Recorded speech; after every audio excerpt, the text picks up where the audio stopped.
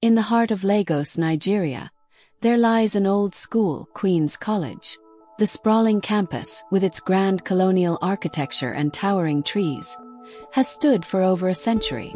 Generations of young girls have passed through its gates, each one leaving with memories, some joyous, some bittersweet.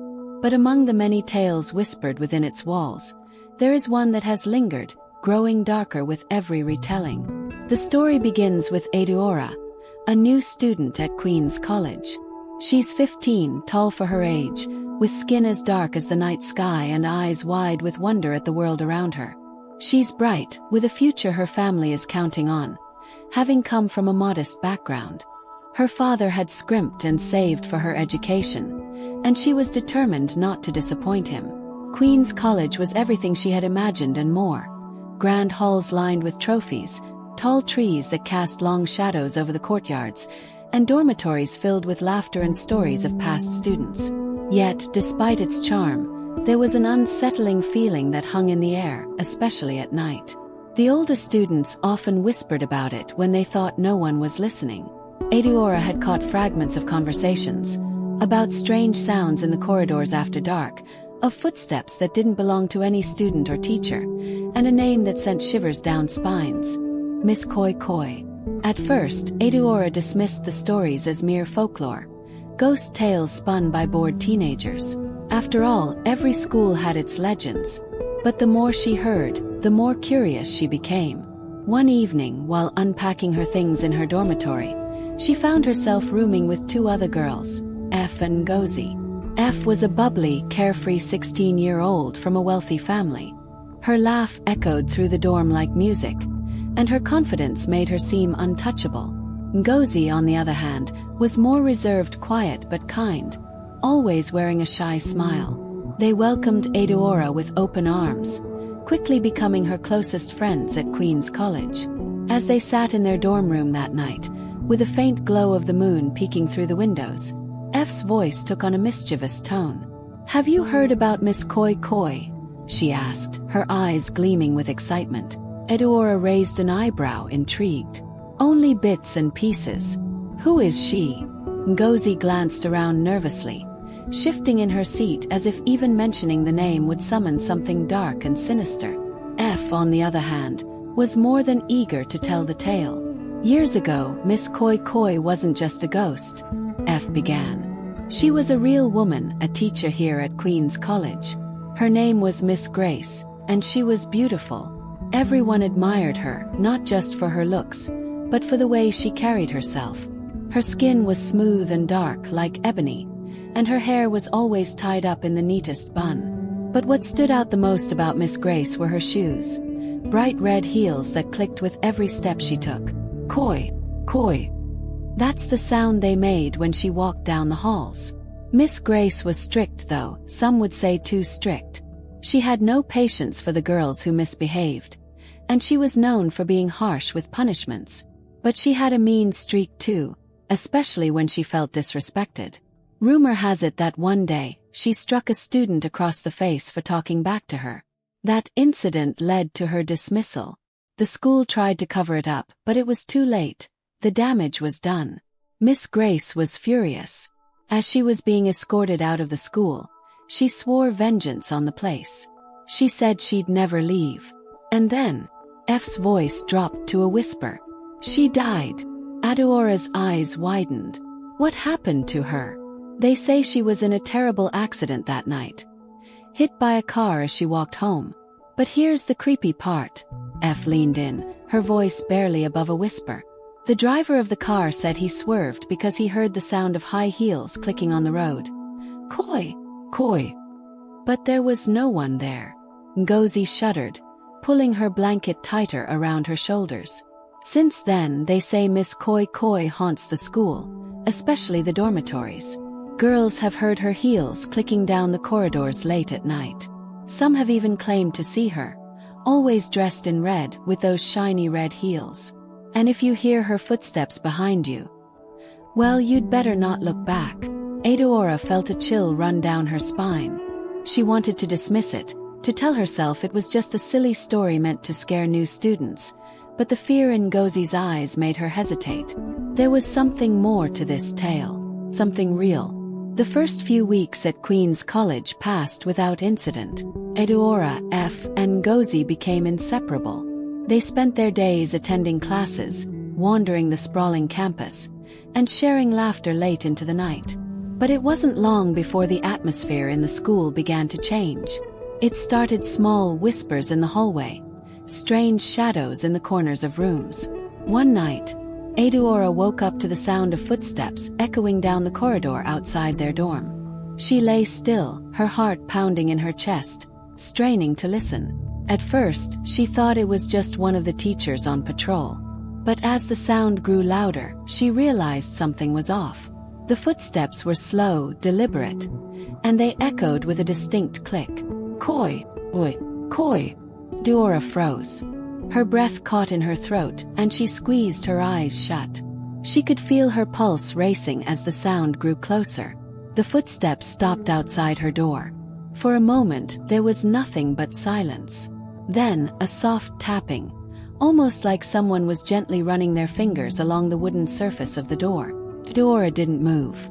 She didn't even dare breathe. Her mind raced with everything F had told her about Miss Koi Koi.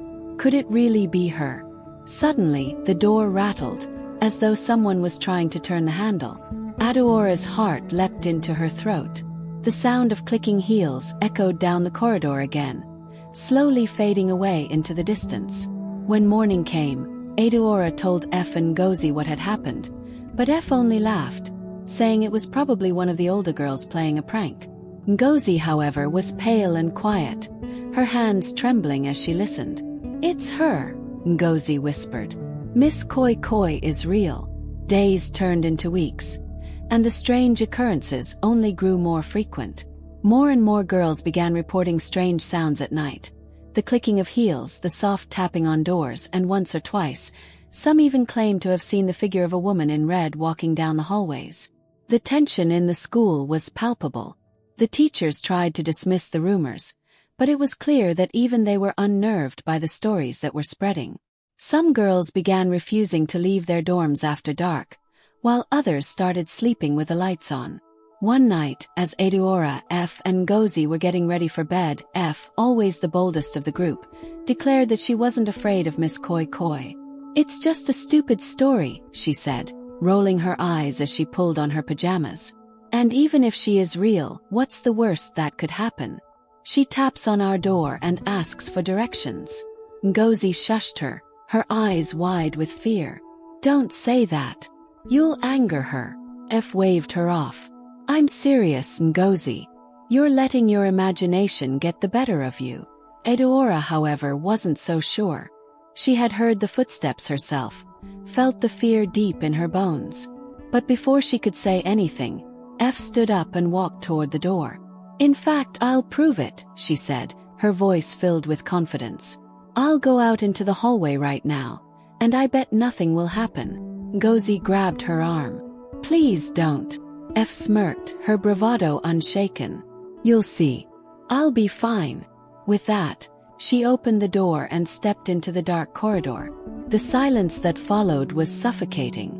Eudora and Ngozi sat frozen on their beds, listening intently for any sound.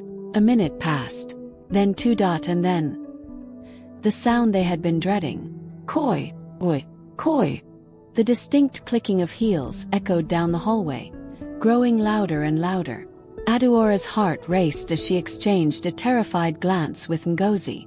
They both leapt to their feet and rushed to the door, flinging it open just in time to see F standing at the far end of the hallway, her face pale with terror. She wasn't alone.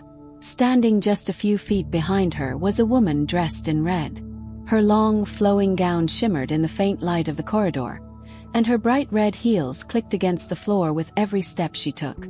Her skin was unnaturally pale, her eyes dark and hollow, and her lips curved into a sinister smile as she reached out toward F. Eudora screamed, her voice echoing through the halls.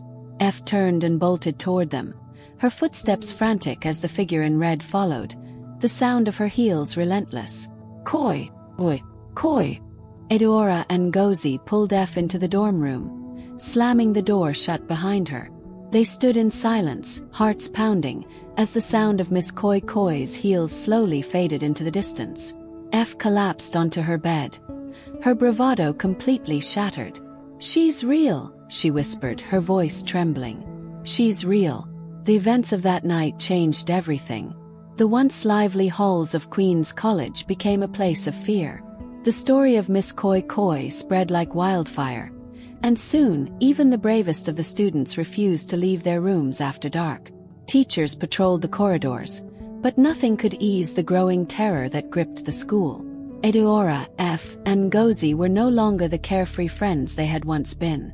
The shadow of Miss Koi Koi hung over them like a dark cloud.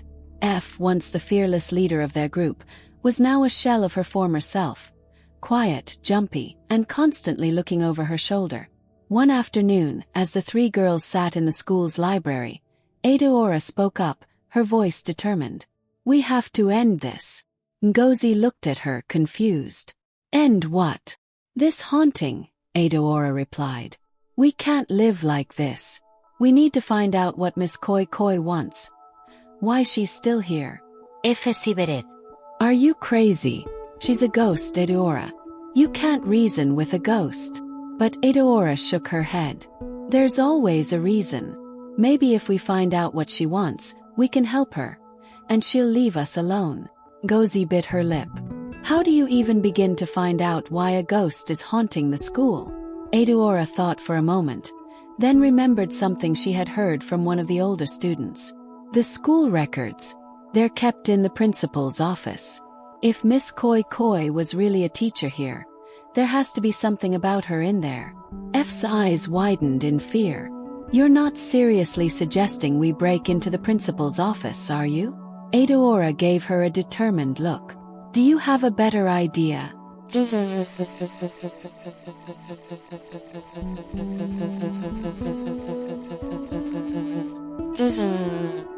That night, long after the teachers and students had gone to bed, the three girls sneaked out of their dorm room and made their way through the darkened corridors of Queen's College. Every creak of the floorboards and rustle of the wind sent shivers down their spines, but they pressed on, driven by their need for answers. The principal's office was locked, but F, always resourceful, had managed to borrow a set of keys from one of the teachers. With trembling hands, she unlocked the door, and the three girls slipped inside. The office was dark and filled with the musty smell of old books and papers. A large wooden desk sat in the center of the room, and behind it, a towering bookshelf lined with binders and folders. Eudora wasted no time, quickly scanning the labels until she found what she was looking for. Staff records. She pulled the binder off the shelf and placed it on the desk, flipping through the pages until she found a file marked Grace Acombe. "There," she whispered, pointing to the name. "That's her." The girls crowded around the file as Eudora opened it. Inside was a photograph of a young woman with dark skin and striking features. Her hair was tied up in a neat bun, and she wore a red dress. Eudora's heart skipped a beat. There was no mistaking it. This was Miss Koi Koi. They quickly read through the file, learning about Miss Grace's time at Queen's College. She had been a dedicated teacher, but her strictness had made her unpopular among the students. Then there was an incident report. "She slapped a student," Ngozi whispered, reading the file aloud. The girl talked back to her in class, and Miss Grace lost her temper. The school dismissed her the next day.